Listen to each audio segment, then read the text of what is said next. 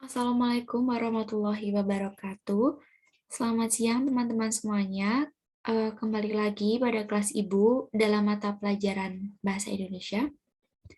Sebelum kita mulai kelas pada siang hari ini, kita baca doa terlebih dahulu. Berdoa menurut agama dan kepercayaan kita masing-masing. Berdoa mulai.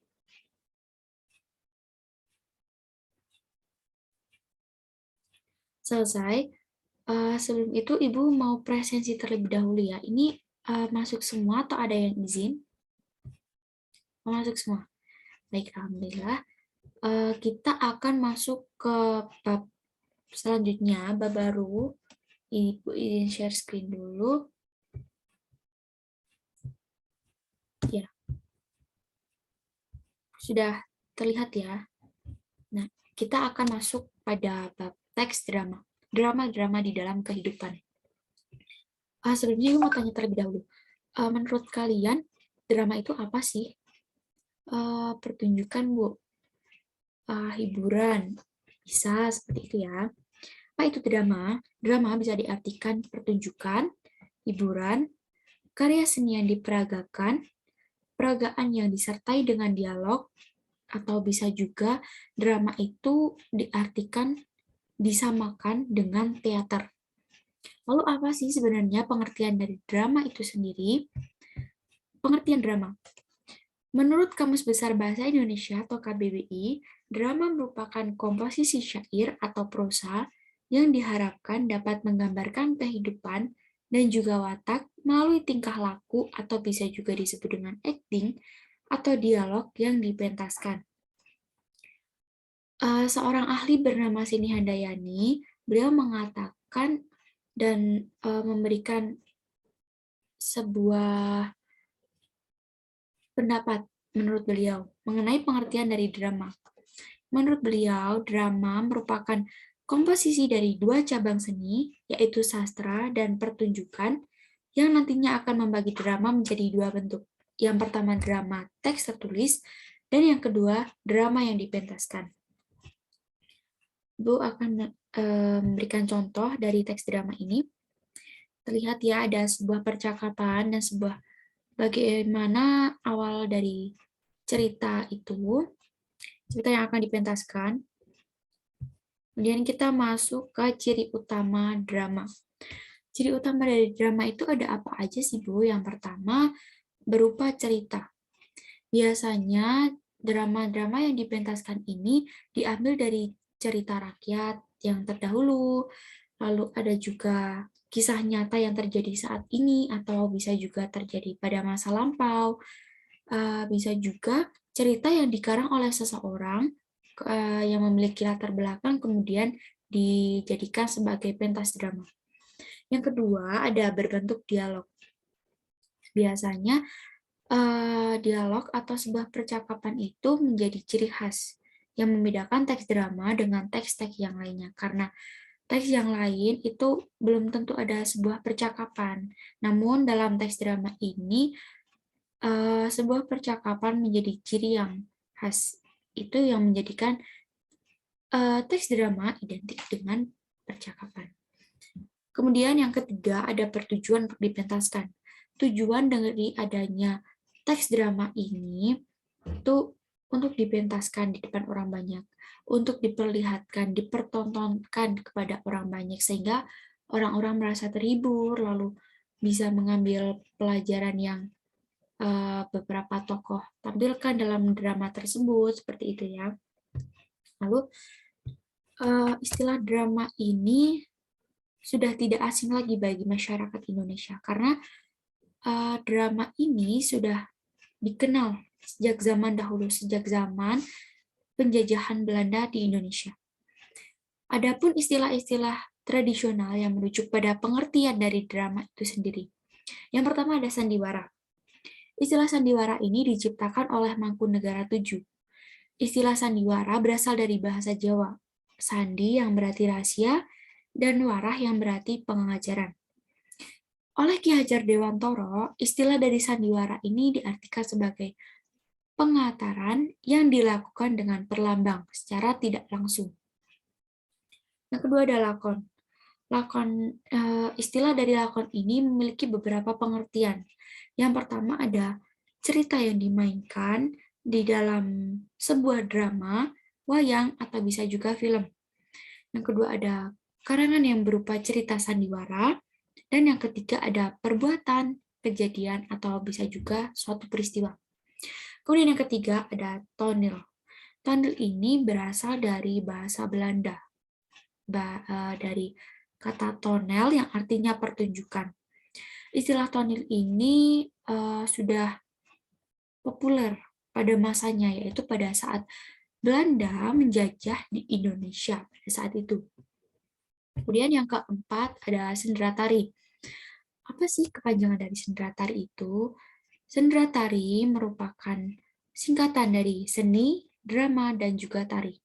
Sendera tari ini biasanya ditampilkan dengan serangkaian tarian-tarian yang dilakukan oleh beberapa kelompok orang penari dengan tujuannya untuk mengisahkan suatu cerita dengan tanpa menggunakan percakapan. Dan biasanya sendera tari ini diiringi oleh alat musik. Kemudian yang kelima ada tableau. Tableau ini merupakan drama yang menampilkan suatu kisah dengan sikap dan juga posisi pemain dibantu oleh pencerita. Pemain dalam tableau ini tidak berdialog. Itulah yang membedakan tableau, sendera tari, dan juga drama. Jika sendera tari itu identik dengan tariannya, dengan alat musiknya, drama itu identik dengan dialognya, percakapan yang dilakukan oleh tokoh langsung. Namun tableau itu dialognya dibantu oleh pencerita, sehingga pemain tableau hanya memperagakan saja. Kemudian masuk pada unsur-unsur drama. Ada apa aja sih unsur drama itu? Yang pertama ada alur. Alur merupakan rangkaian peristiwa dan juga konflik yang bertugas sebagai penggerak dalam jalannya suatu cerita. Alur dalam drama ini mencakup 4 bagian. Yang pertama ada pengenalan cerita, kemudian ada konflik awal, terus ada perkembangan konflik, dan yang terakhir ada penyelesaian. Kemudian yang selanjutnya ada penokohan. Penokohan merupakan cara dari pengarang dalam menggambarkan suatu karakter dari tokoh yang mementaskan drama. Dalam pementasan drama ini, penokohan biasanya dianggap mempunyai posisi yang sangat penting. Tokoh-tokoh ini yang mengaktualisasikan naskah drama di atas panggung pementasan. Kemudian yang selanjutnya, yang ketiga ada dialog. Di dalam dialog ini ada 3 unsur penting yang tidak boleh dilupakan. Yang pertama ada tokoh. Yang kedua ada wawancang, atau bisa juga disebut dengan dialog. Dan yang ketiga ada kramagung, atau sebuah cerita awal sebelum dialog itu berlangsung. Kemudian yang keempat ada latar. Latar merupakan keterangan mengenai ruang dan waktu yang ada di dalam suatu cerita. Biasanya latar ini mencakup latar suasana, latar waktu, seperti itu ya. Lalu yang terakhir, yang kelima, ada bahasa. Bahasa merupakan media komunikasi antara satu tokoh dengan tokoh yang lain. Bahasa bisa menggambarkan watak tokoh, latar, ataupun peristiwa yang terjadi di dalam cerita tersebut. Baik, berdasarkan peranannya, tokoh itu terbagi menjadi 2. Yang pertama tokoh utama, dan yang kedua tokoh pembantu. Namun dari segi perwatakannya, tokoh dibagi menjadi 4. Yang pertama tokoh berkembang, yang kedua tokoh pembantu, yang ketiga tokoh statis, dan yang keempat tokoh serba bisa. Baik, kita masuk ke struktur teks drama. Struktur teks drama itu ada 3. Yang pertama ada prolog, dialog, dan juga epilog. Yang termasuk dalam prolog itu apa aja? Yang pertama ada pengenalan tokoh. Bagaimana watak tokoh, karakteristik tokoh itu dibawakannya, lalu ada sifat-sifat tokoh, ada fisik tokoh, bagaimana penggambarannya, seperti itu. Lalu yang kedua ada latar. Latar ini mencakup latar suasana, latar waktu, latar tempat, di mana cerita itu terjadi, kapan, seperti itu ya. Lalu ada latar belakang cerita. Bagaimana cerita itu bisa dipentaskan menjadi sebuah drama, itu pasti ada latar belakang. Dan itu masuk ke dalam prolog. Lalu yang selanjutnya ada dialog. Di dalam dialog ini ada orientasi atau pengenalan awal cerita, seperti itu ya. Lalu ada konflikasi. Bagaimana permasalahan yang terjadi di dalam cerita itu. Lalu yang ketiga ada resolusi. Resolusi ini bagaimana cara pembuat naskah drama menyelesaikan konflik yang terjadi. Lalu yang ketiga ada epilog. Yang termasuk dalam epilog ini ada penutup dan intisari dari cerita yang ditampilkan. Lalu kita masuk ke kaidah kebahasaan drama. Dalam teks drama ini biasanya menggunakan kata ganti orang ketiga. Biasanya terletak pada bagian prolog atau epilog. Ada juga kata sapaan dalam teks drama ini sering digunakan seperti anak-anak, ibu, bapak, dan lain sebagainya.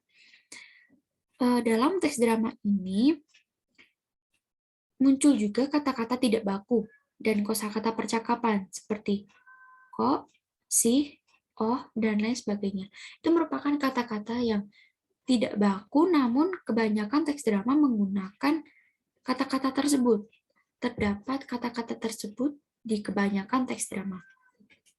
Lalu teks drama ini memiliki ciri-ciri kebahasaan. Yang pertama ada banyak menggunakan kata yang menyatakan urutan waktu atau konjungsi temporal. Seperti contohnya sesudah, sekarang, setelah itu, seperti itu ya. Lalu yang kedua ada banyak menggunakan kata kerja yang menggambarkan suatu peristiwa terjadi. Seperti menghadapi, beristirahat, menyuruh, dan lain sebagainya. Lalu yang ketiga ada banyak menggunakan kata kerja yang menyatakan sesuatu yang dipikirkan atau dirasakan oleh tokoh. Seperti mendambakan, menginginkan, lalu mengharapkan, begitu ya. Lalu yang terakhir ada menggunakan kata-kata sifat untuk menggambarkan tokoh, tempat, atau suasana. Contoh dari kata-kata ini seperti lemah, kotor, baik, buruk, dan lain sebagainya. Lalu masuk ke menulis teks drama. Dalam artian, bagaimana sih cara menampilkan teks drama dengan baik? Itu yang pertama, teks drama dari karya yang sudah ada. Itu bisa diambil dari cerita rakyat, kisah nyata zaman dahulu, seperti itu ya. Lalu yang kedua ada naskah drama dengan originalitas ide. Dalam artian, tidak mengambil ide dari orang lain, tidak mengambil cerita dari orang lain, seperti itu ya.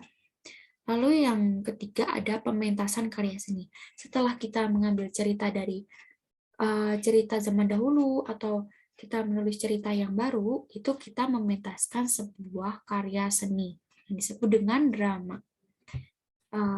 Itu saja mungkin yang bisa Ibu sampaikan. Ada yang ingin bertanya? Kalau kurang paham, kalian bisa tanyakan di WhatsApp grup ya sehabis kelas ini selesai. Mungkin itu saja karena waktunya juga sudah hampir selesai ya. Ibu minta maaf jika Ibu dalam penyampaian materi kurang memuaskan atau banyak salah kata. Mohon dimaafkan. Semoga materi dari Ibu bermanfaat.